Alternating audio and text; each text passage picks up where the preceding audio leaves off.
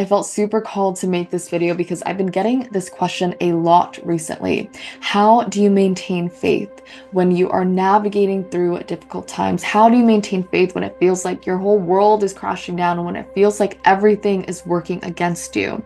And I have a lot to say about this, so stay tuned. And it also makes sense why this question is coming up so much, especially if you are watching this March 2025. It is eclipse season. And during eclipse seasons, just like I shared in my previous video, the energy is going to be very, very intense. And the reason is because it's supporting everyone and realigning to their highest timeline. So whatever is not in alignment is going to be felt. It's going to feel heavy. You're going to feel like, oh my goodness, there needs to be change that needs to happen right now. So it's shaking things up again so that you can wake up to what needs to go so that the new can really emerge in your life. The angels have continued to share with me that in times of intensity, this can really be your catalyst for change if you allow it to be. If you allow it to be, it will spearhead you into the right direction. So again, during these huge energetically charged times, it's always important to lift up your vibration in whatever way possible and to quiet the mind, coming back to the heart space. Now, moving back to the topic of faith, I have a very strong faith muscle, is what I would call it. And this muscle actually has been quite strong ever since I was little. I do feel that it's because of the connection that I've had to angels ever since I was a little girl. However, this has definitely been tested throughout my life of, are you going to maintain faith during this situation? Are you going to maintain faith during this health journey? And during my health journey, even when doctors were saying that I probably wouldn't survive, I still had some faith in me. I still had enough faith in me that would continue to grow each day. And sometimes it would go down and sometimes it would go up. But the more that I tended to this faith, the more that I committed to doing the practices that would support that faith that I had, the stronger that it got. And that is really what led me to experiencing miracles, because faith is indeed the precursor to miracles. That frequency is allowing you to tune into the miracle frequency. And once you sustain it for a matter of time, once you sustain it for a good amount of time, it's just a matter of time is what I meant, when that miracle actually appears in your life. So how do you keep the faith when it feels like everything is working against you? When it feels like you're navigating through another dark night of the soul or another heavy cycle, another soul lesson? How do you keep the vibrations up? How do you stay optimistic? It's really about strengthening that muscle.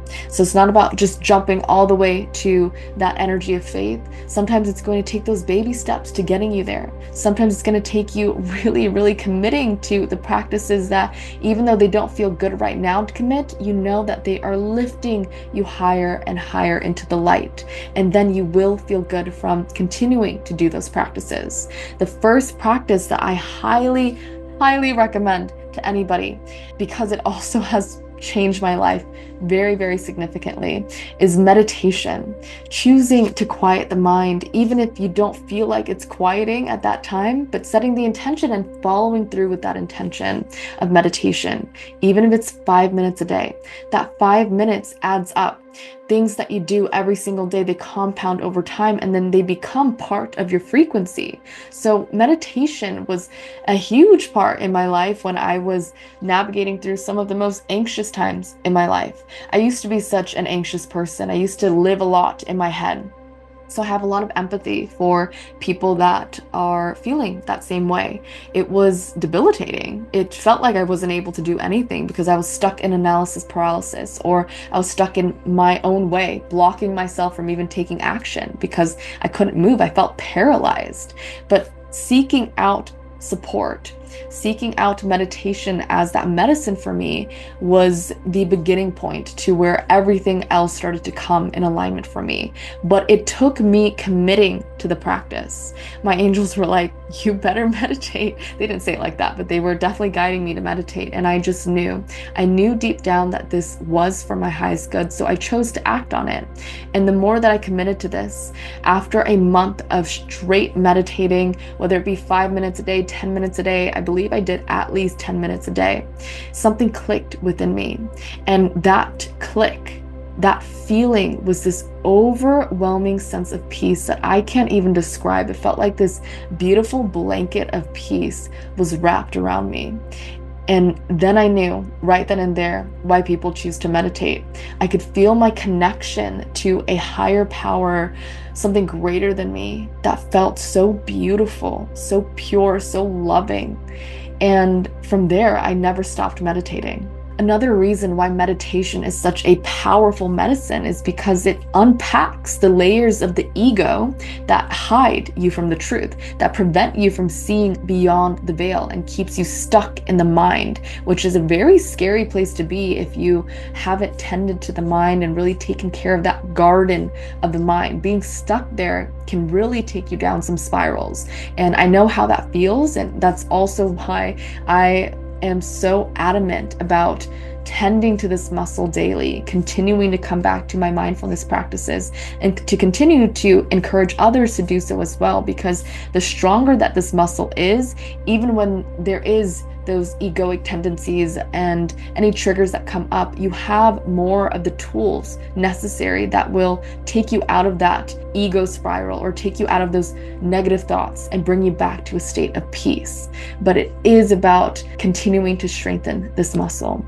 The stronger that it is, the more willpower that you have to snap out of any negative thought patterns and to come back to what is true, which is love and which is peace. My second recommendation when it comes to keeping the faith, even when things are tough, even when things are difficult, is prayer. Prayer is powerful. There's so much power in prayer. And you can pray to whatever feels good for you. You can pray to a flower. You can pray to the stars. That's something that I did when I was younger because I just didn't necessarily know what I believed in. I just knew that there was something greater. And even though I couldn't say what it was, I just would pray to whatever felt good for me. And at that time, prayer to me was really just making a wish. It was making a wish and feeling like it would come true. And that was a very powerful manifestation technique that I had when I was little too, because when we're little, we really have no resistance. We just believe in so many different things. And so it's a lot easier for things to come to fruition when we're kids because our belief system hasn't been jaded by society. But yes, I did used to pray to stars when I was a kid. I would wish upon a star. I would wish on the clock when it was 11:11. And I remember also after college, I was in a place where I felt so disconnected. Even when I had a great job and it seemed to be such a beautiful life around me, I felt so disconnected. And I remember sitting by my bed, staring outside of the window, and I would look at the moon and I would pray to the moon. I would pray to a higher power of good. I remember saying those words, to the higher power of good, to any higher power of good. And then I would state out loud whatever I was calling in or whatever I needed support with. And it always made me feel a lot better. For my last piece of advice, which I feel plays also a crucial part to all of this, is to let go of control. When you let go of control, you are really making space for the universal energies that are there to support you to come in. When we're controlling too much, when we're super rigid about our days, our schedules, how things should be, that's actually coming from a place of unsafety. It's coming from a place of not feeling safe, feeling like if you don't have this grasp on things, then this outcome won't happen. When actually it's blocking a positive outcome from happening because you feel like you have to do it all on your own. When you have faith, it's this trust that you are being supported as long as you meet the universe halfway. You don't have to do it all on your own. And letting go of controlling tendencies that you have throughout your day or letting go of how you think things should be really creates this opportunity for your angels to step in, to show you the signs, the synchronicities, give you the guidance to guide you to exactly where you're meant to be. An example could be attending an event that you didn't see yourself going to a concert or going to a workshop. And at that event, you happen to meet somebody that you have a great conversation with, which then inspires you. There's a light bulb that goes off and it inspires you to do this one thing, or inspires you to go to a coffee shop, which then you were led to another person. Whatever it is, everything is always happening for you. If you trust in those inner nudges and you follow through on taking aligned action, you will be guided every step of the way. But when we try to control, and we're actually minimizing the opportunity for miracles to flow in, because we're like, this is the only way, this is how it should be, instead of saying, actually, I surrender and I'm open to all possibilities of how miracles can flow into my life. I'm open to all possibilities of how my manifestation can come to fruition. I'm open to the opportunities that are for my highest good. And you can't get there if you're controlling. An affirmation that I love using that has supported me tremendously, that I will share with all of you, is I let go of control and allow the universe to work its magic for me. I let go of control and allow the universe to work its divine magic for me. You can use this right before bed at night or in the mornings. And the more that you say this, the more that your subconscious mind is going to reprogram to this belief that actually serves you. And then your actions are going to reflect that as well. I know that I said that was my last piece of advice. However, I do have another one coming through that I want to share with all of you. And it is to listen to stories, miracle manifestations, stories of other people navigating through some tough times, but experienced a miracle. This is all going to support you in strengthening that faith muscle. Because even if you are going through a very difficult time in your life right now, when you listen to other people's stories, it really does put things into perspective. And it also gives you the belief as well. It helps reprogram your subconscious mind as well, in knowing that there is no struggle, nothing that you cannot overcome. There is truly nothing that you cannot overcome. And this is something that I did when I was navigating through some of the darkest times of my life. I listened to other people's stories as well, and it brought a lot more peace to my heart.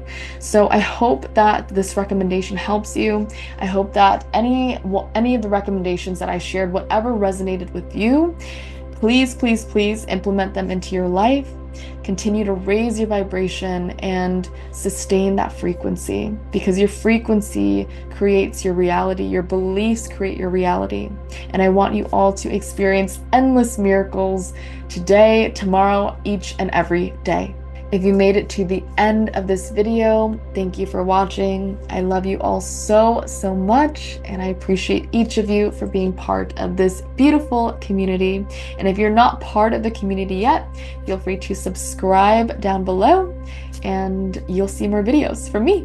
I love you all so much, and I'm sending each and every one of you so much love and so much light. May blessings and miracles flow your way today and every day.